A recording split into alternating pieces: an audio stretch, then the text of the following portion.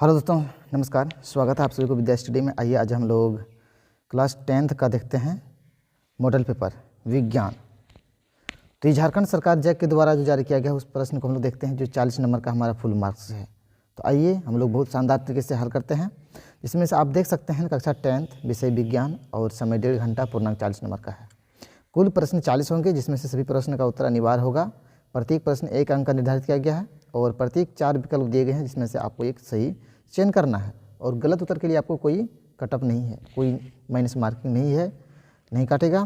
तो चलिए हम लोग प्रश्न को देखते हैं और बहुत ही शानदार तरीके से देखने वाले हैं। तो आइए सबसे पहले हम लोग देखते हैं, 1 नंबर से शुरुआत करते हैं।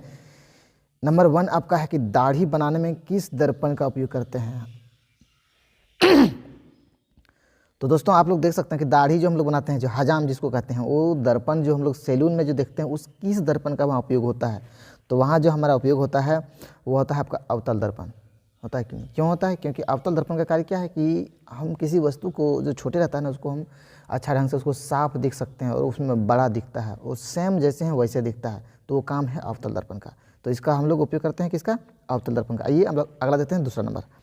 जो गोली दर्पण में फोकस, दूरी एवं वक्रता त्रिज्या के बीच का संबंध को दर्शाता है, तो वो आपका क्या हो जाएगा, है ना? F बराबर क्या होता है? R/2 होता है। तो आपका देखिए यहाँ क्या है, F बराबर R/2, बी नंबर करेक्ट हो जाएगा। चलिए अगला देखते हैं, तीसरा नंबर। प्रकाश के परावर्तन की क्रिया में कौन सी भौतिक राशि अपरिवर्तित रहती है? तो कौन सी अपरिवर्तित रहती है? तो ये रहती है आपका जो है ना आवृत्ति का। ए नंबर करेक्ट होगा। ये अगला आप इसमें चौथा नंबर, 4वां नंबर का। 1 मीटर फोकस दूरी वाले उत्तल लेंस की क्षमता क्या होगी? 1 मीटर फोकस वाले, तो 1 मीटर फोकस वाले क्या हो जाएगी? तो ये भी देखिए दिया है -1D, है ना? तो हमारा जो होगा है ना वो होगा 1D होगा, प्लस में होगा कि 1 मीटर फोकस वाले बोला है, तो ये प्लस में 1D होगा, माइनस में नहीं होगा। समझ रहे हैं ना? तो बी नंबर करेक्ट हो जाएगा। अगला 5वां नंबर हम लोग देखते हैं। 4D क्षमता वाले अवतल लेंस की फोकस दूरी क्या होगी? ठीक, कितना हो जाएगा? तो 25 सेंटीमीटर हो जाएगा इसका। हाँ, अगला देखते हैं हम लोग। आइए 6ठा नंबर से। और देखिए हम ज़्यादा प्रश्न को लंबा नहीं ले जाएंगे, हम अभी सीधा टिक आउट कर देंगे। अगर आप लोग को कुछ डॉट लगे तो कमेंट मारिएगा, मैं पूर्ण रूप से इसको बोर्ड पर हल करके बताऊंगा और सारे सब्जेक्ट को बताऊंगा। अगला देखिए, वाहन के अग्रदीपों में किस दर्पण का उपयोग होता है? वाहन जो होता है अग्रदीप, सबसे अगला भाग, वहाँ पे कौन सा दर्पण का उपयोग होता है? सबसे आगे जो लगाते हैं तो कौन सा दर्पण का होता है ना? अग्रदीप, जिसमें लाइट जलता है, जिसको हम लोग रात अंधेरा हो जाता है तो उसमें लाइट जलती है, उसमें कौन सा दर्पण रहता है? तो उसमें होता है अवतल दर्पण। चलिए ये नंबर करेक्ट। और मानव नेत्र के जिस भाग पर किसी वस्तु का प्रतिबिंब बनता है वह क्या कहलाता है? वह जो है ना पुट्टी कहलाता है ना, दृष्टि पटल जिसको कहते हैं। तो डी नंबर हमारा क्या होगा? करेक्ट आंसर और डी करेक्ट। अगला ये देखते हैं 8वां। सामान्य नेत्र का दूरी बिंदु क्या है?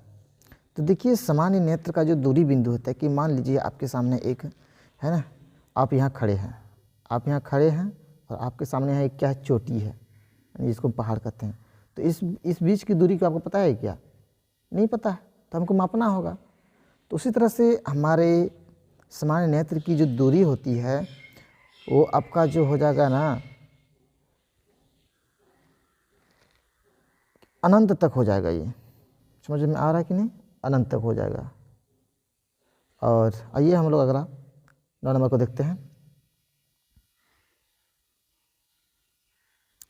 नेत्र है, नेत्र में जाने वाले प्रकाश की मात्रा का नियंत्रण कौन करता है? नेत्र में जो जाता है उसके मात्रा का नियंत्रण कौन करता है? तो ये हमारा जो होता है ये पुतली का काम होता है। किसका काम? पुतली का काम। तो डी नंबर करेक्ट हो जाएगा। 10 नंबर देखते हैं। मानव नेत्र में प्रतिबिंब की प्रकृति क्या होती है? तो क्या होती है मानव नेत्र में प्रकृति? तो ये उल्टा और वास्तविक होता है। समझ रहे हैं ना मानव नेत्र में? चलिए ठीक। अब 1 किलोवाट है ना, 1 किलोवाट घंटा निम्न में से किसकी तय की गई, तय की, है ना, किसकी इकाई है? तो किसका है? शक्ति, ऊर्जा, बल, और जो दिया हुआ है विद्युत, किसका हो जाएगा? ऊर्जा का, है ना, किलोवाट घंटा। तो बी नंबर करेक्ट हो जाएगा। आइए अगला देखते हैं हम लोग 12वां नंबर का।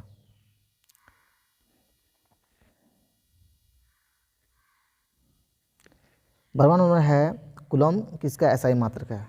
कूलम का एसआई मात्रक क्या है? कूलम किसका एसआई मात्रक है? तो बहुत शानदार प्रश्न है। तो कूलम जो होता है ना, ये विद्युत आवेश का एसआई मात्रक होता है। किसका आवेश? विद्युत आवेश का। चलिए ए नंबर करेक्ट हो जाएगा। अगला देखते हैं 13 नंबर का हम लोग। और चलिए बहुत ही शानदार तरीके से हम लोग आगे बढ़ाते हैं। विद्युत मोटर एक युक्ति है जो परिवर्तित करता है। विद्युत मोटर जो देखे होंगे, डायनेमो जिसको कहते हैं विद्युत मोटर में, वो किसको यांत्रित करता है? और है ना, क्या करता है वो? ये जो हमारा होता है ना, ये विद्युत ऊर्जा को यांत्रिक ऊर्जा में काम करते हैं। किस में करते हैं? विद्युत ऊर्जा में, यांत्रिक ऊर्जा में काम करते हैं। तो हमारा क्या हो जाएगा? बी नंबर करेक्ट आंसर हो जाएगा।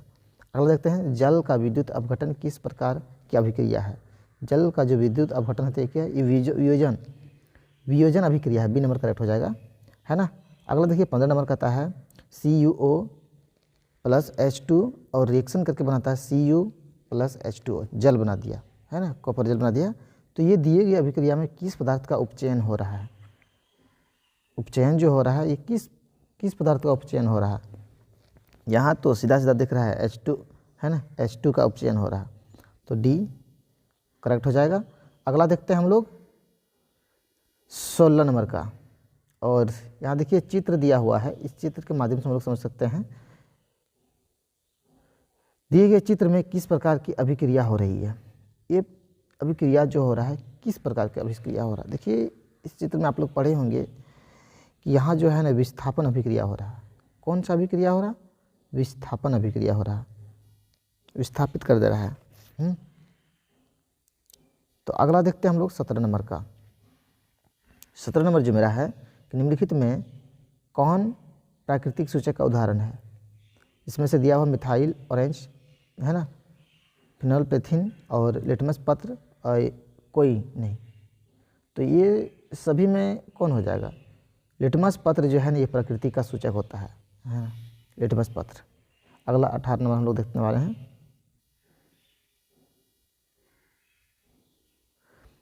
देखिए किसी विलयन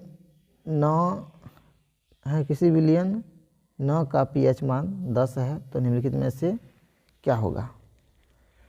अम्ल, लवण, उदासीन, क्षार, ये क्या हो जाएगा, है ना, ये क्या होगा? तो हमारा क्षार हो जाएगा, डी करेक्ट। अगला देखिए 19 नंबर का। 19 नंबर का जो है ना, दिए गए चित्र का सूचित करना है। तो यहाँ देखिए हाथ कुछ बूंदें गिर रहा है, तो हमें हमेशा हाथ साफ रखना चाहिए,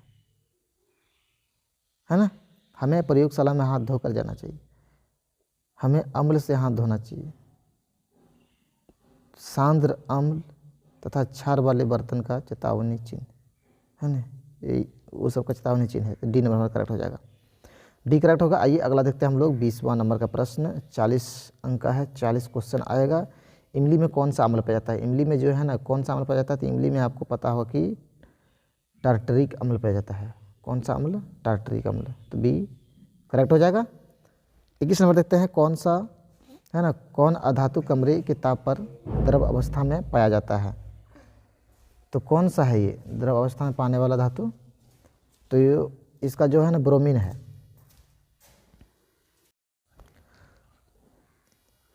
तो आइए दोस्तों अगला हम लोग देखते हैं 22 नंबर। और 22 नंबर को हम लोग देख रहे हैं कि निम्नलिखित में से किस पदार्थ का उपयोग, है ना, अग्निशामक बनाने में किया जाता है? अग्निशामक जो कि हम लोग जानते हैं कि आग को जो हम लोग बुताते हैं वो कौन चीज़ से बनता है? तो है ना, वो जो बनता है मेरा सोडियम हाइड्रोजन कार्बोनेट से।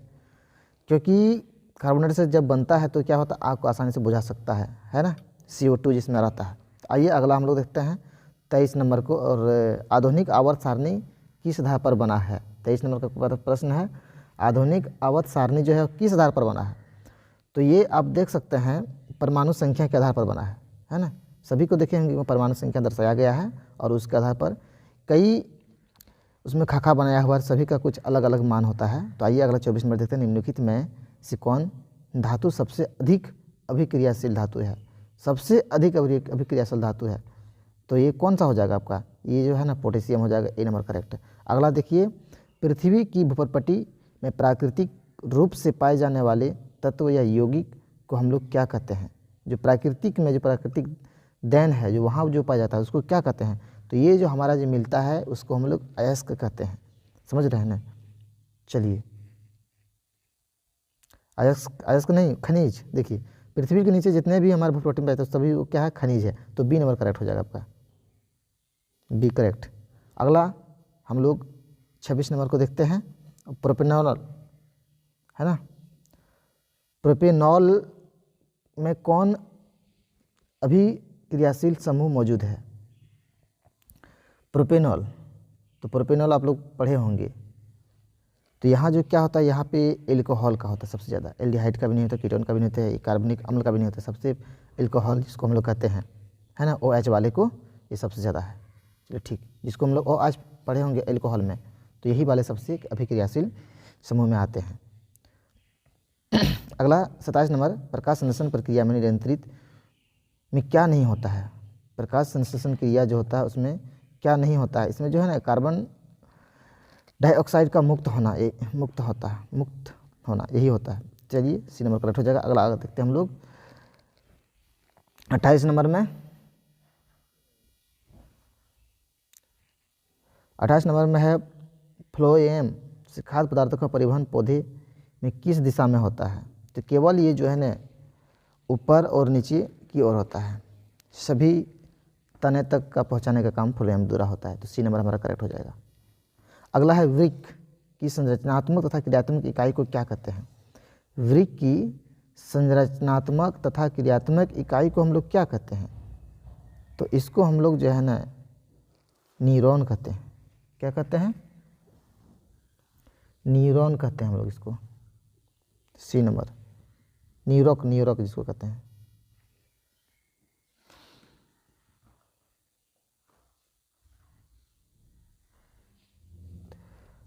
ओह सॉरी, न्यूरॉक नहीं, इसको हम लोग जो है ना वृक्क कहते हैं,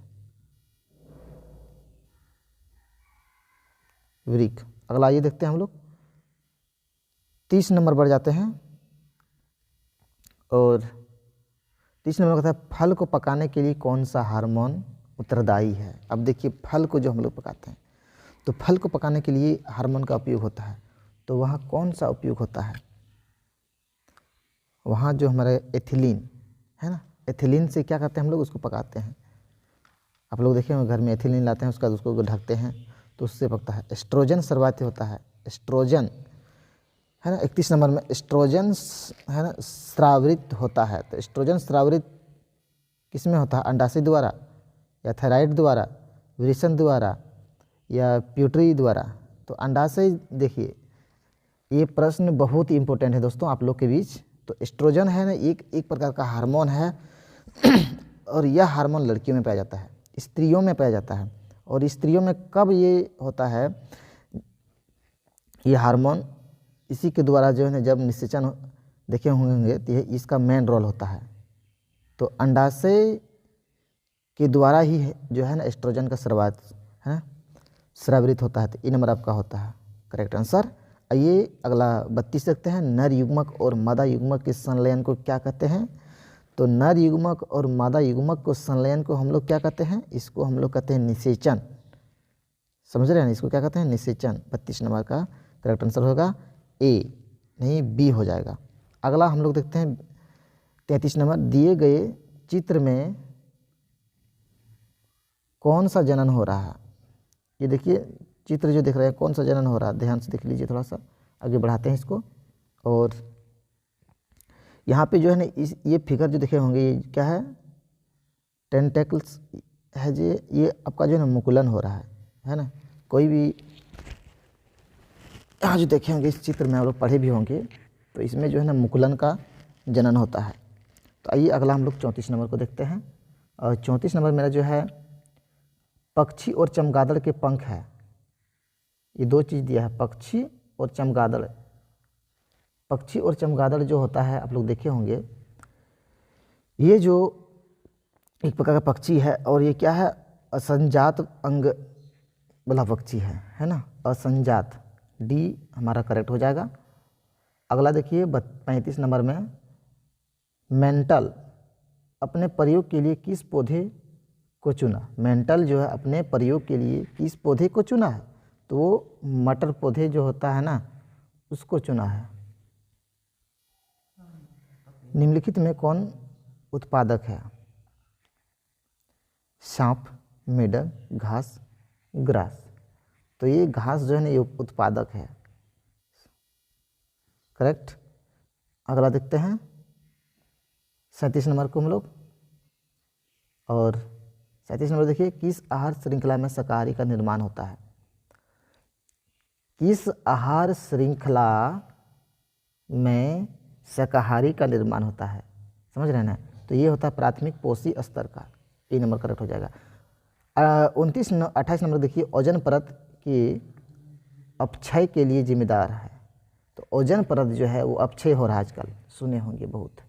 तो अपक्षय हो रहा है तो किसके कारण हो रहा है, तो वो जो है CFC इसके द्वारा होता है। दोस्तों आपको कुछ कमी है तो कमेंट मारिएगा, मैं उससे पूरा करने में ज़रूर आप लोग को मदद करूंगा। तो अगला देखिए 39 नंबर, और अंत आने वाले हैं अब। तो निम्नलिखित में कौन जैव मात्रा ऊर्जा स्रोत का उदाहरण नहीं है। जैव मात्रा ऊर्जा स्रोत का उदाहरण नहीं है, समझ रहे हैं कि नहीं, उदाहरण नहीं है तो कौन है, तो C नंबर का हो जाएगा आपका जो है ना, नाभिक की ऊर्जा। कौन सा हो जाएगा, नाभिक की ऊर्जा। चलिए अगला देखते हैं हम लोग 40 नंबर का अंतिम प्रश्न। पवन ऊर्जा उत्पादन के लिए पवन की चाल न्यूनतम कितनी होनी चाहिए। पवन की चाल कितनी होनी चाहिए, 40 किलोमीटर प्रति घंटा की चाल से चलता है, तो 40 किलोमीटर प्रति घंटा होना चाहिए।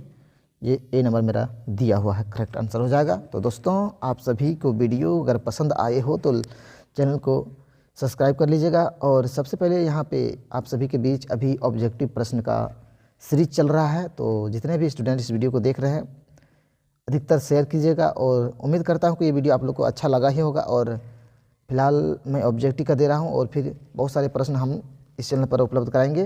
तो आइए, अगर चैनल में आए हैं तो सब्सक्राइब कर लीजिएगा और बेल आइकन को दबा लीजिएगा, ताकि मेरा हर एक नई वीडियो का नोटिफिकेशन सबसे पहले आपके पास पहुँचे। तो चलिए दोस्तों, फिर मिलते हैं एक नेक्स्ट वीडियो में, तब तक के लिए जय हिंद।